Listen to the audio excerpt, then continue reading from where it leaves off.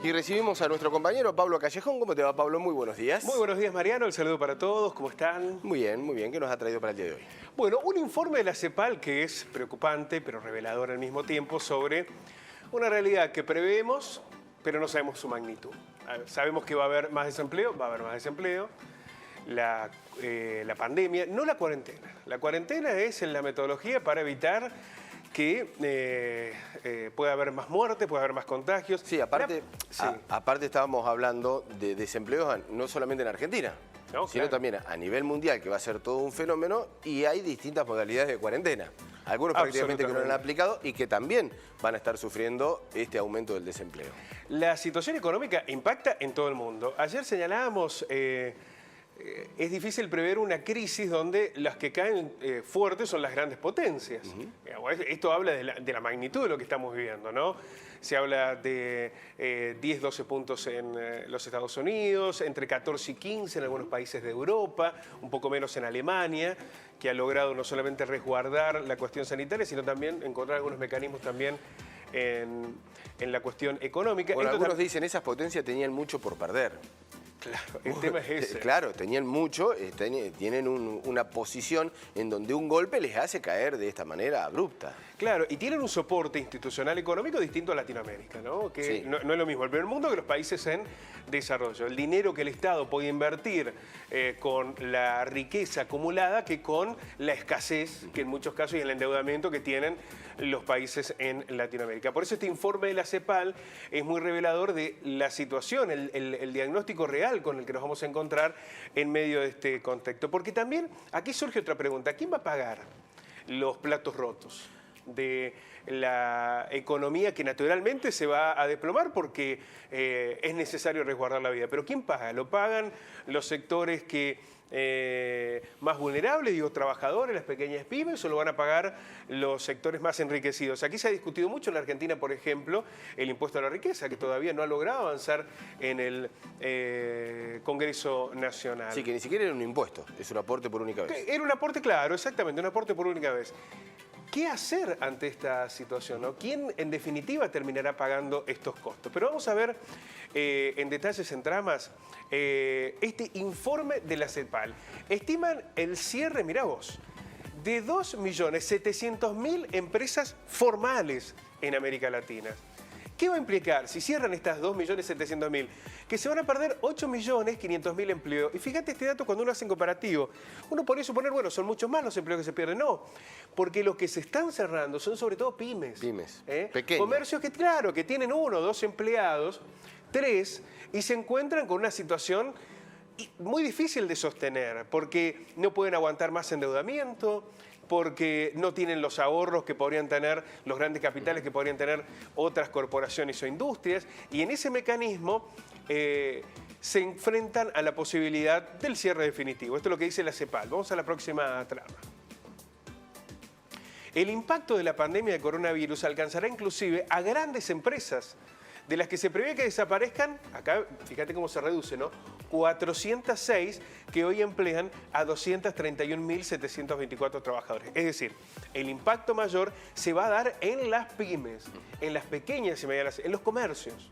En el comercio no puede pagar la luz, que no puede pagar el alquiler, que no puede endeudarse más, que no puede asumir un crédito, por ejemplo, del Estado. Estas son estimaciones. En la Argentina, en el comercio, lo estuvimos hablando esta semana con la Cámara Argentina de Comercios, ya van más de 40.000 en todo el país. Claro. Bueno, en los pequeños pymes hablan, en Latinoamérica, lo decíamos, 2.400.000. 406 son las grandes empresas, esas empresas que van a quedar en el camino porque también venían con autoendeudamiento o porque venían en una situación en la que incluso algunas todavía no han vuelto a trabajar. Vamos a la próxima trama. Según la CEPAL, las más impactadas serán las microempresas, lo que decíamos, 2.600.000 que cerrarían, 6.300.000 trabajadores sin sus puestos, destino que también correrían 98.700 pymes, ahí vamos sumando, ¿no? La microempresa, el pequeño comercio, el almacén, el mercadito, el kiosquito, la pyme, ya que emplea a 1,5 millones de empleados, y 5.943 firmas de mediano tamaño que implican 390.000. Cuando uno suma todos estos números, llega a esa cifra global que se incorpora a las pymes, en la que lamentablemente el escenario es desolador.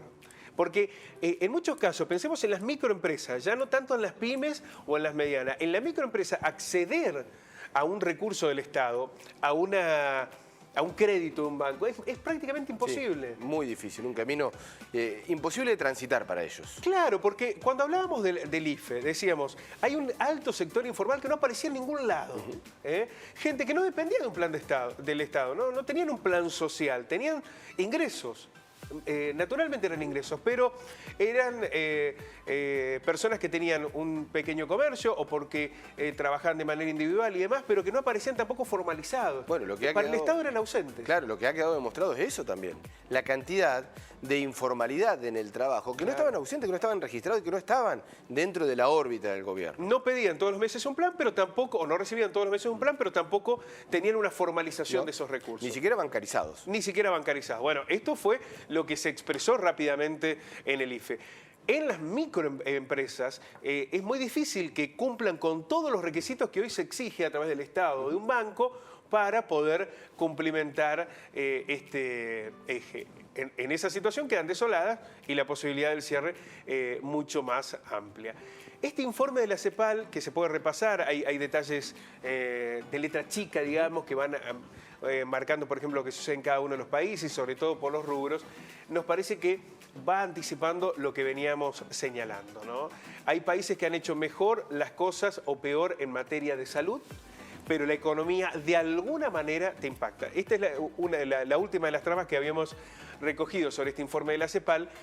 Las empresas más afectadas serán las firmas de comercio, las de comercio. Claro. 1.400.000 que van a cerrar y 4 millones de trabajos que se van a perder.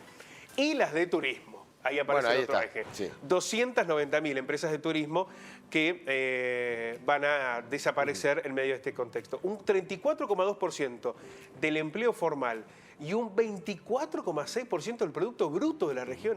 Es muchísimo. Es un tercio del Producto Bruto de la región. ¿Qué abarca el estudio, Latinoamérica. Pablo? Latinoamérica. Sí, la CEPAL incorpora todo Latinoamérica, que decimos van a verse fuertemente afectados por la pandemia. Queríamos marcar en particular Latinoamérica porque volvemos a lo que señalábamos al comienzo. Cuando uno lo compara con otras economías del mundo es muy difícil, porque tienen otra base, ¿no? Sí, pero a eso te iba a llevar. En estos últimos días tuvimos la posibilidad de estar hablando con el diputado nacional con mucha trayectoria dentro del gremialismo y del trabajo, como es Hugo Yasky, y nos confirmaba que la Organización Internacional del Trabajo lo que prevé en un futuro es un desempleo enorme a nivel mundial, aún en las máximas potencias.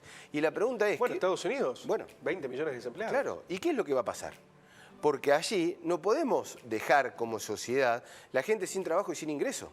Allí va a tener que aparecer una vez más la mano del Estado. El tejido social debe tener que ser contenido por el Estado. Generación de fuente de trabajo sería lo ideal. Pero ¿cómo hacer en el medio de la pandemia?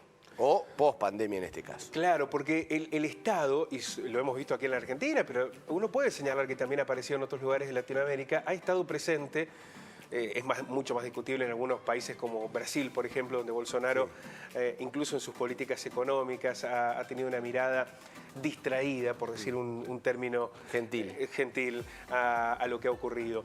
Pero digo, el Estado también encuentra hay un límite, ¿no? Lo hemos hablado, por ejemplo, el tema de la maquinita o de dónde sacar los recursos. En algún momento necesitas que la economía comience a generar los recursos para volver a ese trabajo del Estado también. Y ahí sí también, bueno... Es decir, porque vos tenés que dar las bases para que eso suceda. Bueno, pero ahí está la discusión central. Es quién va a pagar esta crisis y cómo se va a articular ese nuevo mecanismo de economía del Estado. Sin un gran consenso es imposible.